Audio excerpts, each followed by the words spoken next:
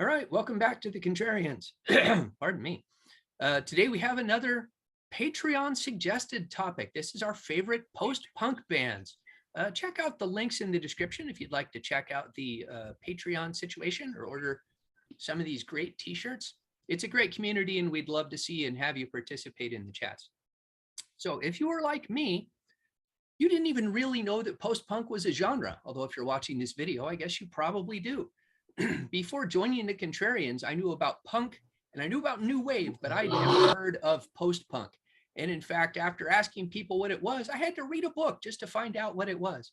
So Martin, I'm going to have you start us off and tell the audience what post-punk is, and then give us your third favorite post-punk band. All right. Well, thanks for asking me, because I think Davy and John will do a good job as well as explaining what this is. But so I figure post-punk started in about 1978. So it's anybody who was starting to, they still had the punk look. They're still in the punk leagues, but they're moving away from that sort of thing. So 78, 79, 80, I always maintain, like, this is probably a little controversial, but I think you have to be from the UK to be a post-punk band. There are these types of, there's a handful of American bands that kind of fit in this industrial, bass heavy, noisy, strange world of post-punk, i.e. probably more so Perubu than anybody else. But for my thought process, I just figure it has to be from the UK. If you're from the US, we'll just throw you in a new wave category or an industrial category. So the other thing about post-punk that I think is really important is that it's really a kind of anti-music. It can be fairly atonal. It can be fairly bass guitar heavy. It could bring in, dub and reggae influences. It's definitely not very heavy. It's definitely moving away from punk. So it is basically saying punk is almost too conservative for us. We're going to do something pretty weird. So it's often pretty avant-garde. And my last thing that I would say, as being an old timer and an old music snob and all that stuff, I figure, it starts bleeding away from being able to really call anything post-punk pretty much post 1984. Then you start getting into, other terms that come up for these kinds of music. Bigger banks of bands form and move in different directions. You've got synth pop as a major thing. You've got goth as a major thing. You've got alternative eventually. You've got all the bands now. So many can be, slotted in this category. It's so meaningless calling anybody from the 90s or 2000s post-punk. But having said that, so yeah, I think I'll leave it there. I won't start mentioning band names because that's all going to come out in the wash. But it's funny. My number one, almost every band we all talk about here, I almost feel like I want everybody to say, "How is it a post-punk band?" Right? So because some of them are a little bit on the fringes, and my number one, I had a hard time putting the number one because I wonder if they're a post-punk band. But let's start with my number three. So my number three is this band right here, Gang of Four. Here's just a pile of these things, right? That was an EP, more EPs. So essentially, you go back to these ones, second album, first album. So I loved this when it first came out. It was some of the first non-heavy music I ever loved. It's noisy, it's astringent, it's got this noise guitar thing going with it. It's got very scratchy anti-music rhythm section going with it. It's got these strange sort of communist lyrics, anti-consumer lyrics and all this stuff.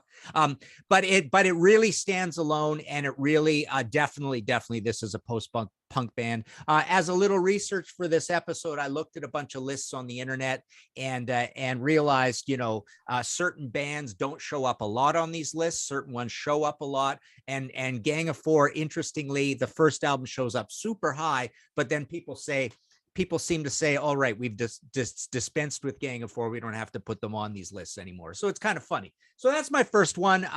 Started in 79 and they're just legends. Everybody loves them. They came back. That must have signed because they came back and toured again way later, sort of thing. and love them to death, and very strange and truly in the spirit of post-punk. Awesome. And Gang of Four, a band I've actually heard of.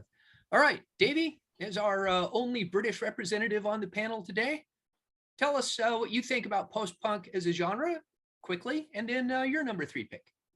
Oh, well, I'll be quick for me anyway, Reed. I'm not sure how quick that is, but thank you.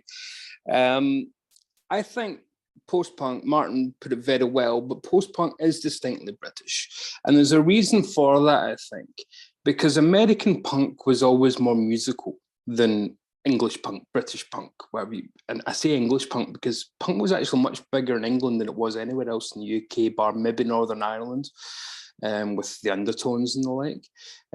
But the American punk movement, when you think of bands like Television, they're far more musical than anything that was happening a year later in UK punk. Far more musical, making 10-minute epics. Who was doing that in UK punk? Who was making music like early Talking Heads in UK punk? Nobody. So I really think that the punk scene in America was far too musically literate to need post-punk. It had already kind of evolved into that from, you know, the Ramones and from the New York Dolls and whatnot. It already evolved by the time UK punk kind of lands. So UK punk was much more primal and needed somewhere to go. An album, an EP, and they were suddenly saying, what can we don't want to just do this. We don't want to just be 3-chord Johnnies all our life and be Chuck Berry Part 2. We want to do something different.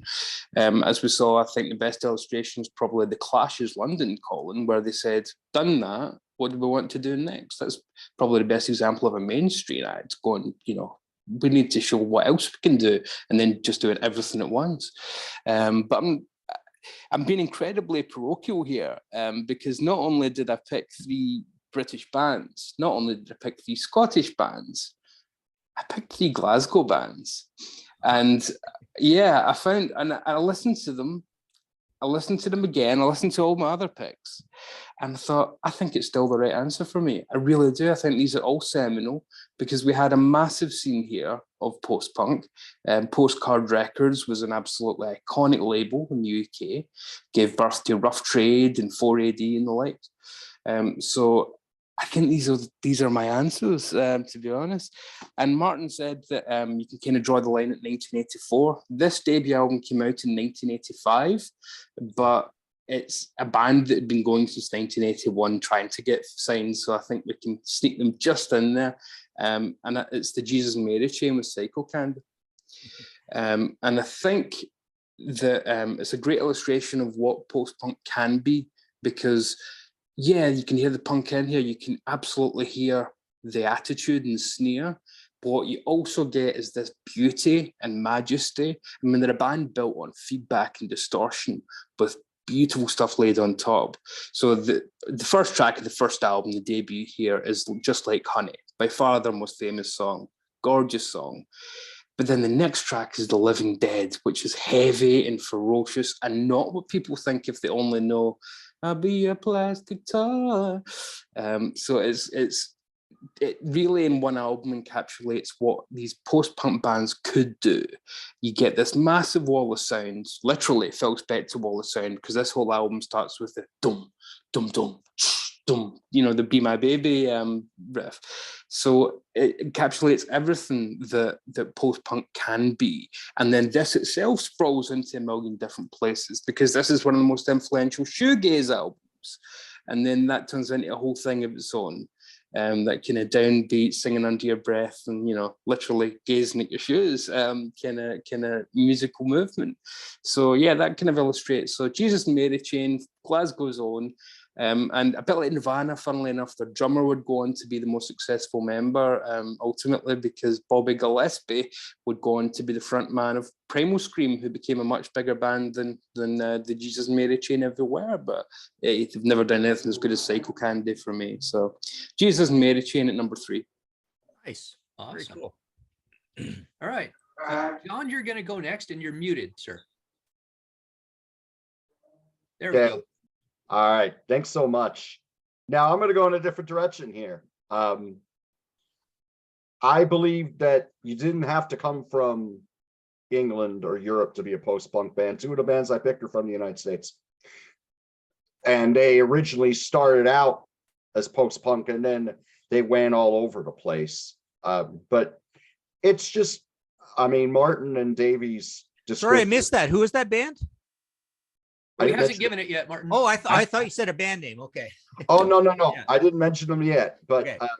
I was just saying that my first one will be from Britain, but my next two are going to be from the United States. Okay. But I don't think you have to be from Britain or any part of Europe in order to be a post-punk band. I think that both Martin and Davy described the genre very well. There's not anything I could really add to it, but the band that I'm going to talk about first came out of England in 1977, and their first album was in 1980, and that band is the Psychedelic Furs. Now, this is by far the most successful commercial band that I can talk about today, but this album, as their second album, Talk, Talk, Talk, this is their self-titled debut, a wonderful debut album, by the way. These were produced by Steve Lillywhite, and what really made them distinct was they had a sax player, which you didn't hear too often in post-punk.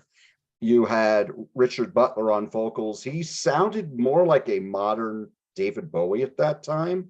And their songs really run the gamut from getting very moody to being very danceable. Like on this album alone, Wedding Song, what a groove on here. But then you have something like Sister Europe, which is very moody and dour. And I got a stack here. Here's all their albums. But the one thing I could say about the three bands that I'm going to discuss today is they're all still making music today. And they all had long hiatuses where other guys in the band were doing other things. But eventually their sound became more pop, and they started to get some hits in the United States like Pretty in Pink and Heartbreak Beat and Ghost in You and Love My Way. But their albums remained solid. They got a little more glossier as time went on, but the songs were still there. And as I do want to put an emphasis on these latest albums that these bands have released. This is Made of Rain. This came out in 2021. Now, this is return to their more elegant pop songs that you heard on Mirror Moves and that you heard on Forever Now. Richard Butler sounds as great as ever on here. Don't Believe, Wrong Train, Ash Wednesday, they're all wonderful pop songs. And his vocals on here are just gorgeous. But this is a great album, one of the great comeback albums, I believe. And this was their first album in 28 years after World Outside, but all their albums are really solid. So that's my number 3, The Psychedelic Furs. Cool. Hey, very good. Thank you. All right. Okay, so my number 2, but before, you're participating. I forgot. Yeah, go ahead. So I'm coming into this as the newbie to the genre. I didn't even, well, as I said, I didn't know what post-punk was a genre. I just thought it referred to music that happened after punk. So as a heavy metal fan who just discovered post-punk in the last couple of years, what I decided the primary attributes are is it's led by the bass and drums. The drums can sometimes have that very artificial kind of drum machine sound. And they have this bizarre anti-rockist manifesto. They wanted to not follow rock music, and many of them were art students, and they wrote actual manifestos for their bands. And there's this anecdote in Rip It Up and Start Again that I wish I could remember the band. I couldn't find it, but these guys got so far up their own rectums with their artiness that they talked themselves out of making music at all. So when I went looking for post-punk, I listened to it through the ears of a man who loves goth and who loves industrial music, because they're both very heavy kinds of music. And that led me a very specific direction. So even though it's possibly the most stereotypical pick for any post-punk band, I'm starting off with Joy Division. Sorry for the sticker there, that wasn't my choice. But Joy Division are, I think, the stereotypical post-punk band, except that Ian Curtis, the singer, is so weird. He's so out there. His vocals are so pitchy. He refuses to stay on a note. Their song material is kind of depressing in tone, and they absolutely influenced all goth and industrial music as far as I'm concerned. So if you want to go back to the primal source for 2, possibly even 3 music genres, Joy Division. Nice. Cool. All right, that's like I said, as the newbie, I'm not going to have a lot to say about all of these. Okay. So Martin, give us your number 2. Yeah, I just wanted to add, this idea that you can't be a post-punk band if you're from the States, but there's the idea that because most of punk poured into new wave, but if you're from the UK, you can also pour into new wave rather than pour into post-punk as well. So yeah, I don't think you would call Elvis Costello didn't pour in from anything. He was the same way as he always was, but he's a new wave guy, right? You can pour in possibly to new wave from pub rock, but you could pour into pop like Boomtown Rats, or the Adverts became more like pop or pop punk, but even pop punk is a much later sort of terminology used for these bands. So, and even the Clash, I have a problem with, I wouldn't call them a post-punk band. So that's funny. So a lot of these bands, so if you're from the UK or the US, both of those, you can be new wave, but I still think, post-punk, I like reserving it for the UK. So my next choice is definitely a post-punk band, Magazine. I always call these guys like the Pink Floyd of punk. This is an absolute masterpiece. The second album, Secondhand Daylight. Howard Devoto. So Howard Devoto leaves the Buzzcocks super early, and basically after the Spiral Scratch EP, he's not on the first album, but he starts this art version of punk, and it can be pretty heavy. It's dark. It's definitely based on kind of Bowie Berlin stuff as well. You get some sax, weird things like that. You get a lot of songs based around bass, and sometimes it's fretless bass, Barry Adamson and that. Here's just some other ones. Here's our weird Canadian version of this, which was called actually you can't even see it. Yeah, it's an alternative use of soap rather than the correct use of soap, how it came out in Canada. And there's their live album. So this is clearly a post-punk band. Started in 77 for real. Must be 77 if you left the Buzzcocks, yeah. Yeah, so 79 on this. Actually it's 79 on this and 78 on the first Magazine album. But yeah, this is a gatefold, and there's a typical post-punk sort of looking band, where the fashion sense is not embarrassing. They just look like dudes, but it's kind of artistic as well. So yeah, a lot of Bowie to this band as well, but I basically find them like a cool, crushing, depressing, progressive sort of punk band, and much more structured than other types of post-punk bands, but I think they're clearly a post-punk band. So Magazine, number 2. Awesome. All right, Davey, what's your number 2? Fantastic. Well, Reid, you mentioned a book on the genre of post-punk, and it's seminal. It's an absolutely fantastic read. I've got it myself. Excellent book. What was the name of that there book, Reid? Isn't it Rip It Up and Start Again? Tear It Up Rip It Up and Start Again. Rip It Up and Start Again. Okay. Named after the song by Orange Juice, my second pick. So in case anyone thinks I'm being parochial too much, no, that's how seminal the Glasgow scene was. That literally the book's named after a song from a Glasgow band. Orange Juice, phenomenal band. The lead singer Edwyn Collins would go on to much more success later on in his career, having a massive return in the middle of Britpop with Never Met a Girl Like You Before, with some great fuzz deck guitar. But this is where it starts. I mean, look at him there. He's practically still got his acne cream on. It's real teenage stuff. But without Orange Juice, you do not get the Smiths. You just don't. They are the first band who, and this was the box set that's got absolutely everything they ever did, including Peel sessions. And Reid, you mentioned that very art school. Literally, they designed an album cover that was designed to look like art school and called it the Glasgow School. So, you couldn't be more on the money. They had a mission statement that was, we want to be the Velvet Underground and we want to be chic. And we don't see why we can't be both at the same time. So they wanted to have funk, they wanted to be able to dance, but they also wanted to have a kind of downbeat and dark, gloomy vibe at times and be able to jump back and forth. So Rip It Up and Start Again is a real pop song. That got them to somewhere near the top of the charts. I don't think they got anywhere quite close to the very top, but they were on top of the pops, which for a band on Postcard Records was just unknown. They eventually signed with Domino Records, but they have a wonderful sound. They didn't release too many albums; they only had 3.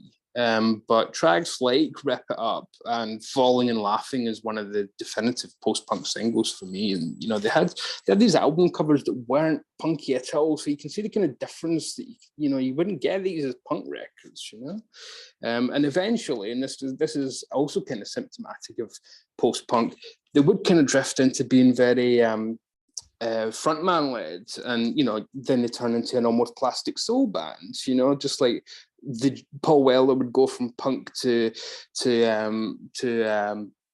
being more beat oriented, and then ultimately into the Style Council. So it's this kind of evolution. So they had the evolution and then broke up, and then Edwin went solo. But their music is dance led, and not in an electronic way, but it's certainly the best illustration of that kind of post punk where you can groove to it. It's full of bass. And it makes you want to move. So they weren't political, they weren't too over the top with any kind of message. They just wanted to have fun on stage. Edwyn Collins was very androgynous in the early years, caused a few riots down south. But yeah, phenomenal band, completely wonderful.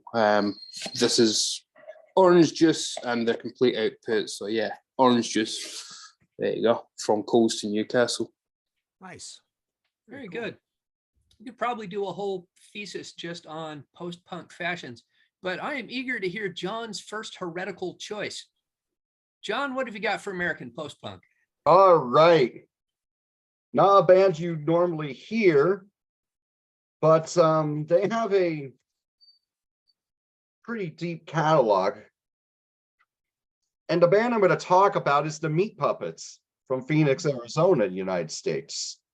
Now, if you only know this band for the song Backwater, or those 3 songs that Nirvana did with Chris and Kurt Kirkwood from Meat Puppets 2 on the Unplugged in New York, I believe it's called.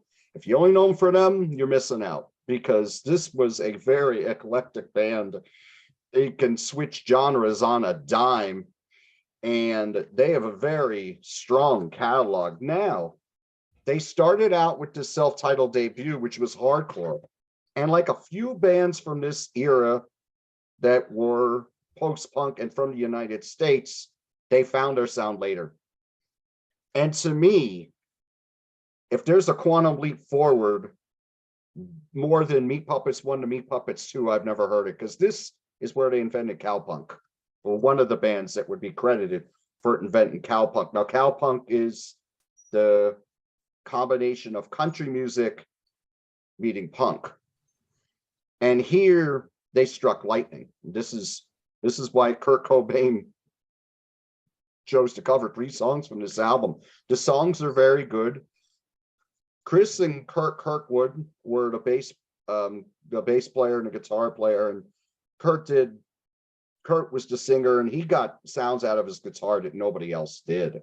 I mean, he has a very distinct tone. And this album is a classic. And as this next album, Up on the Sun, which sounds totally different, because here it's more new wave, but there's no keyboards. They're making these sounds out of their instruments, and their vocals are very distinctive. They're very laid back. They're kind of out of tune. But these 2 are considered their best, but they have a strong catalog. They did this Out My Way EP, which has elements of the Talking Heads on it. Mirage, they went more psychedelic pop, and they had a drum machine. This album's good.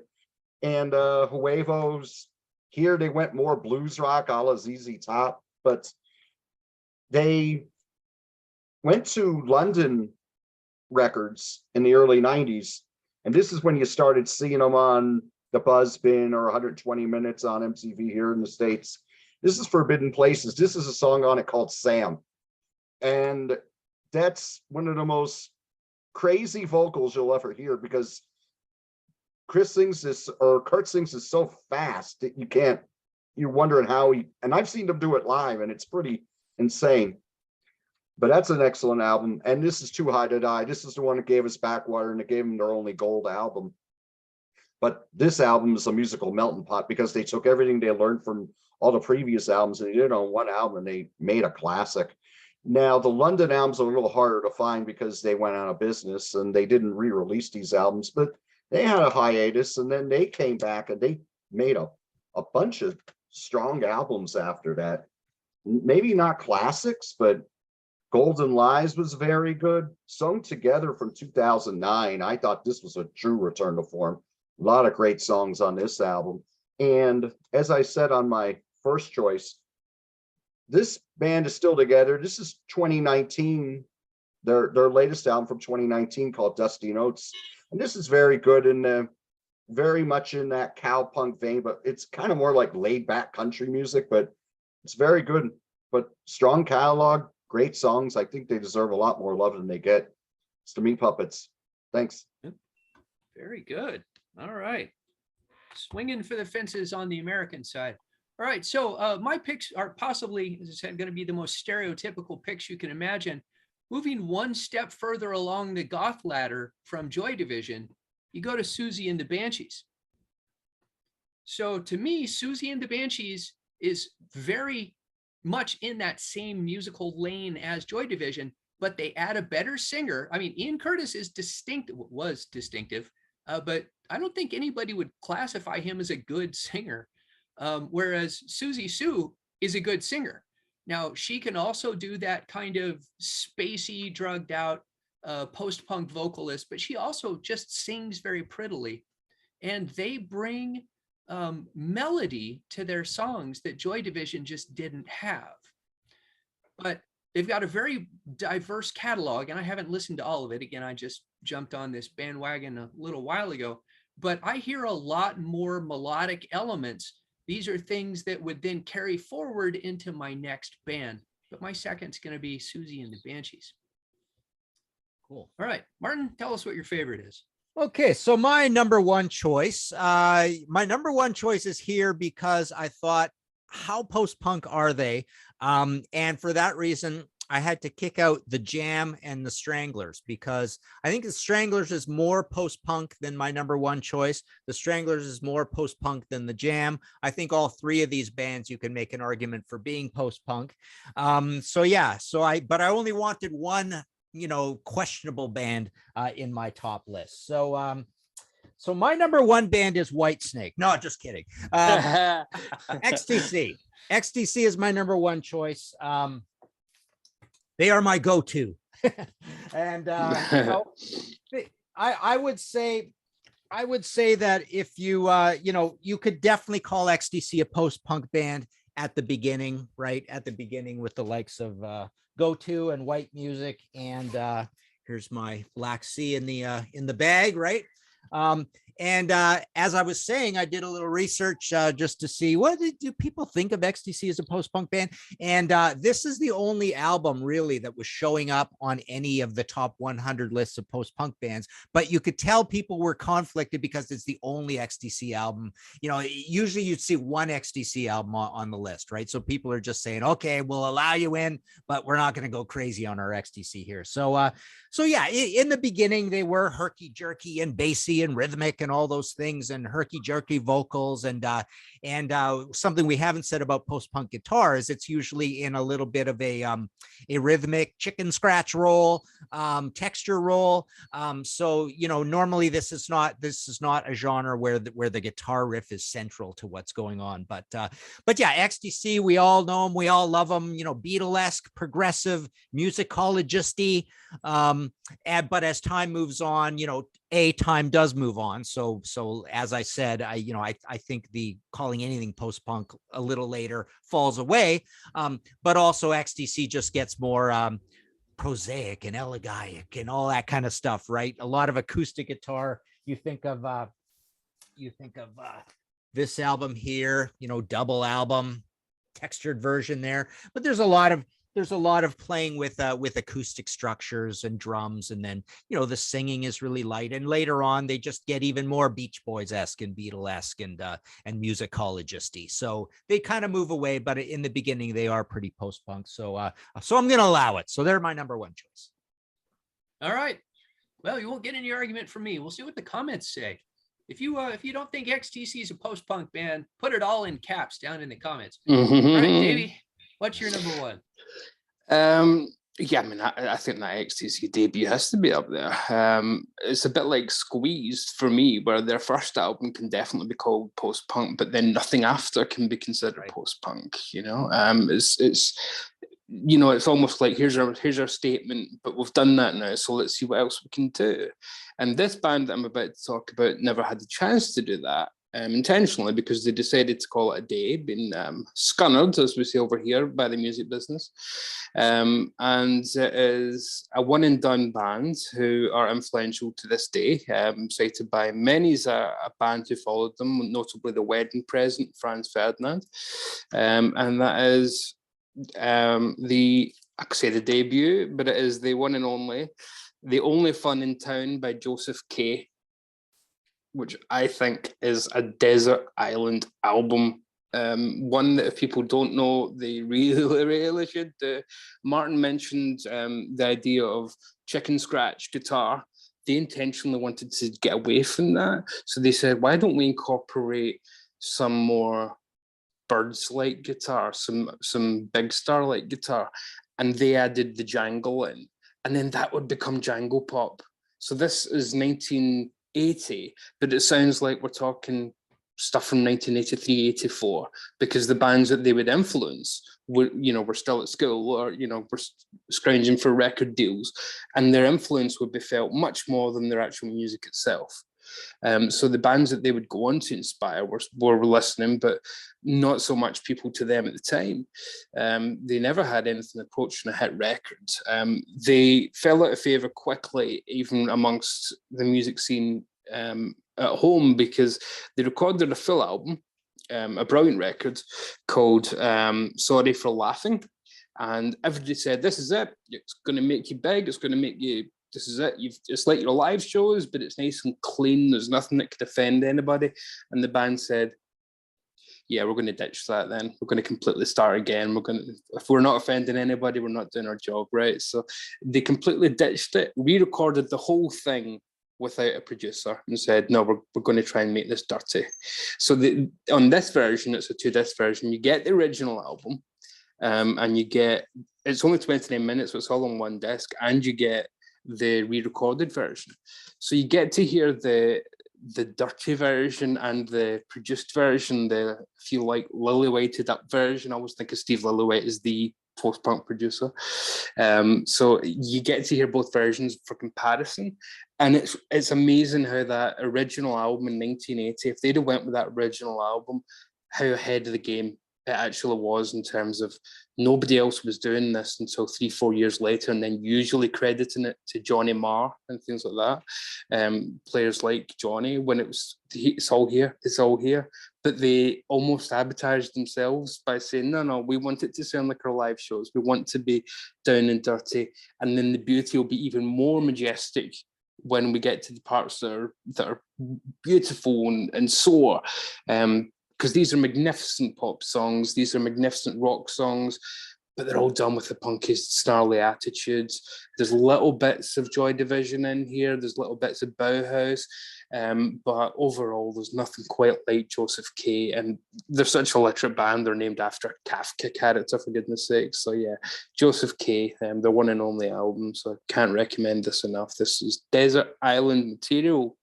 So nice. That's my number one. Cool. All right. Great. So there's my album from this video that I'm going to add into my needs to be listened to list. Absolutely. All right, John, you're up next. What's your number one? Okay. My number one is the Dream Syndicate from Los Angeles, California, United States. Here's their catalog. 8 albums. They came onto the scene with The Days of Wine and Roses in 1982. In a year of so many great albums, this is my favorite album from that year, even though I didn't know this album until a few decades later. This band, at first, were considered the New Velvet Underground because they had a very literate songwriter in Steve Wynn. They had great, loud, noisy guitar interplay between he and their, I gotta make sure I get, because they changed guitar players.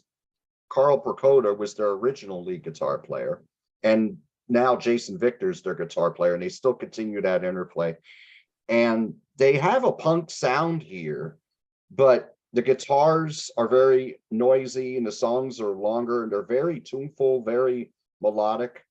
This is probably the closest thing to punk they ever did, but all the songs on here are winners. Definitely Clean, Then She Remembers, and then you have more mid-tempo stuff that's more reflective. Halloween is a wonderful song. When You Smile is very creepy and doomy. That's very good. And Too Little Too Late would be the song that Kendra Smith sang for them. She was their bass player on this album. And I think that might be where some of the Velvet Underground comparison comes in as well, because you had Nico on the first album. And then you had Maureen Tucker singing a song on the third self-titled album as well. Yeah. But this is a fantastic album. I cannot highly recommend it. As time went on, they changed their sound a little bit. On Medicine Show, their follow-up in 1984, they went more like Neil Young and Crazy Horse because the songs were longer. They did have some piano and Hammond B3 in there, but there were longer workouts with the guitars on here. They had some long jams a la Crazy Horse. And then they made two more albums, Out of the Gray and Ghost Stories. These came out in 86 and 88 respectively. These are more roots rock, but there's still a lot of great songs on these. And then they took a long hiatus, and Steve Wynn put out a ton of solo albums. One day I got to dig deep into his catalog. And they came back in 2017 with How Do I Find Myself Here? Now, this album is really, the guitars are even louder on here. It's really, the bass and drums are really up in the mix, but they came back and did something more psychedelic than they ever did before. Out of My Head, Filter Me Through You, How Did I Find Myself Here, the title track. There's so many great songs. One album I really want to give attention to is this one from 2020 called The Universe Inside. Now they put this out when everything was shut down, and they made this crazy avant-garde album. There's 5 songs on here, and they're very long, and the regular is over 20 minutes. It's like trance music.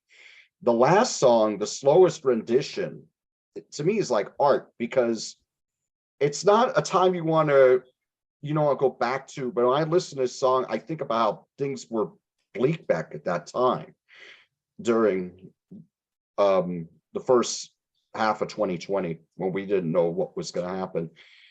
It's a very acquired taste, but it's definitely worth hearing. And this newest album, The Ultraviolet Battle Hymns and True Confessions, this is very good. This came out last year. And there's some good songs on here too, like Damien, Beyond Control. Here they add more keyboards to their sound, but the guitar lines are still great. Steve Wynn's vocals are still excellent. All the albums are really solid, but I think these last 4, which came out in the last 6 years, definitely recommend checking them out. The Dream Syndicate's my number 1. Okay. Another band I'd never heard of. Great. Well, perhaps in the interest of stirring up a little controversy, Martin, here's a band that some people are going to argue is not post-punk. So let me see if I can argue this at all. And I don't have the album that I want to show, but well, I've got it digitally, but not physically. So if you combine Joy Division and Susie and the Banshees, throw in a little low era David Bowie, you get The Cure. Oh yeah, They belong. Yeah, I was gonna say people Yeah. may say they're not post-punk, but their first 2 albums, Three Imaginary Boys and 17 Seconds, they're absolutely post-punk. But The Cure take it a step forward. The drum and bass is still very prominent, but now the guitars are pushed forward and the vocals are pushed forward, which means that it's a melody-led music. Most of what I think of as the traditional post-punk is, as Martin said earlier, rhythmically led. It's bass and drum are the primary instruments. But this time we've got the guitars forward, supplying a melody. And of course, Robert Smith is a great singer. He's got a very particular voice. No one sounds like Robert Smith. And that can be a detriment or it can be a benefit. In this case, I think it really works.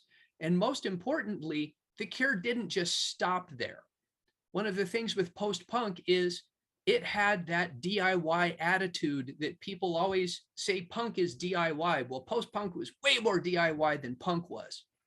It was literally made up of art students who often couldn't play a note. They just got together and went, we're going to make anti-rock music, which is why, frankly, I think that a lot of post-punk is just unlistenable. They got these albums they were doing for 50 pounds, recording from like 2 a.m. to 4 a.m. at studios when they were otherwise unoccupied. But The Cure start off strong.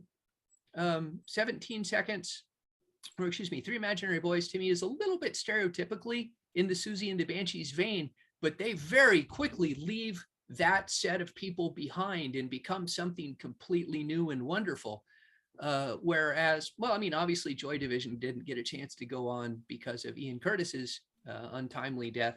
Susie and the Banshees obviously is still with us, in fact, touring this year.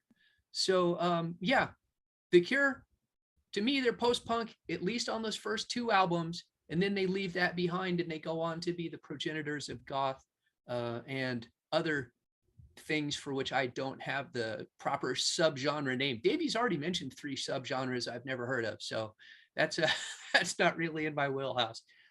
Martin, I have a question for you. The Damned, would you describe any of their albums as post-punk? I know that they were certainly putting out albums and changing styles a lot. No, I was thinking about them. You know, basically they were punk when they were supposed to be in 77. They were punk when punk was dead in 78. They were still punk in 79. And then they started to be more like psychedelic mixed with punk with a lot of variety, but they never had much post-punk tendency to what they did. There was some pop, but yeah, they were kind of like 60s garage and psychedelia, and then they became goth for a while and stuff. But no, I would say no. What would you consider the Strawberries album, Martin? Well, I think it's almost like that one to me is almost like just a slightly more musical punk album. Okay. Yeah. All right, fantastic. Well, I don't know about you guys, but I have learned a bunch on this panel. I've got new bands to add to the list. That is one of the things that I most love about doing these contrarian panels is you're guaranteed to learn something new. And I have a bunch of new music to listen to. Which do we have time for 1 or 2 honorables, you think? Oh, well, I've got a place to be. Sure, hit us. What do you got? Just to be very brief, I'm not even going to discuss them really.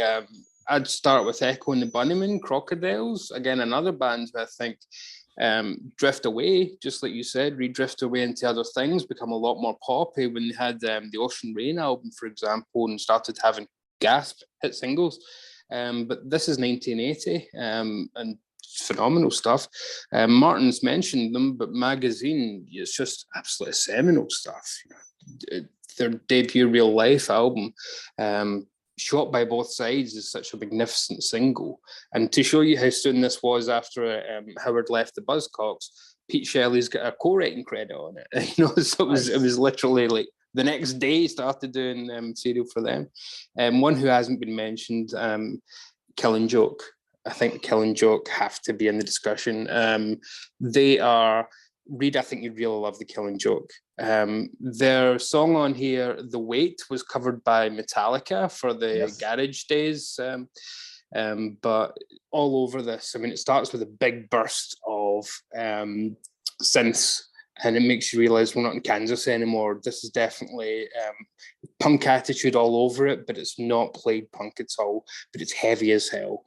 It's almost like if this had caught on instead of American thrash, this could have been British thrash's kind of moment instead of what we knew what was going over here at the same with No Album.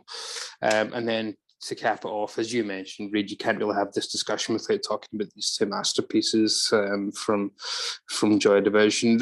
No singles came from this, but it's such an iconic record. I think possibly because of the album sleeve more than anything. The stuff that people know is from Closer. That's where this came out after Ian died, I think a fortnight later, and that's where most of the tracks that people love by Joy Division comes from. And interesting that, yeah, they obviously didn't go on without Ian, but they did. All the members did found New Order, and that's their kind of response to it. So, and New Order, I wouldn't describe as being remotely post-punk. So that's quite interesting. They went in a totally different dance-led direction and ended up being one of the most influential electronica artists of all time. So, yeah.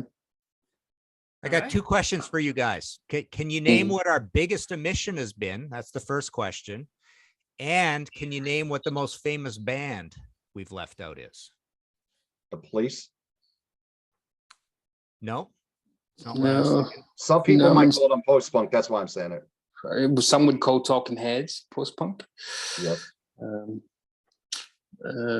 Which I think you can on the Fear Of album, to be honest, but not many other places. This is one of those staring us right in the face and we're not thinking of at moments, isn't it? I think you stumped the panel, Martin. Give us okay. Well, the answer is Wire, because Wire is way up lists. Most lists have Wire up there with multiple albums. And the most famous band who are also on all the lists is U2. U2 in the early days, I think they completely fit the whole post-punk. Certainly up to War. And considering we mentioned Steve Lillywhite twice. Okay. Yeah, I was thinking about Killing Joke too. That was the first one that popped in my mind for an honorable mention. I'd also like to mention the Gun Club. They were excellent band. Those first two albums. Those first two albums are amazing. Yeah, wonderful band. My favorite honorable mentions would be The Cure, Susie and the Banshees, and I would say the Chameleons, especially with Strange Times. I thought about the Chameleons, but didn't that come out a little later? I mean, it's 80s. Yeah, it's 86. Yeah. All right. And there's so many great post-punk acts who only maybe released a single or an EP, but their legacy was so much bigger. So it's one of those kind of genres as well. Right. Again, a very British phenomenon. I don't think that type of success was possible in the US. Maybe it was regionally in New York City or Los Angeles, you could have had enough to get by with just a single, but I'll reiterate again. I think the most post-punk band from America is Pere Ubu, I'd say. Well, they're in the book. Anybody, if you haven't read Rip It Up and Start Again, it's a fantastic read. All right. I'm going to call it there. It's been a great panel, everybody. I hope that you have got something out of this. I know I have, and I look forward to doing it again. In the meantime, I hope you join us on the next Contrarian video. Thanks. Bye, everyone. Thanks for joining. See you later, guys. Thanks again. Take care. Cheers.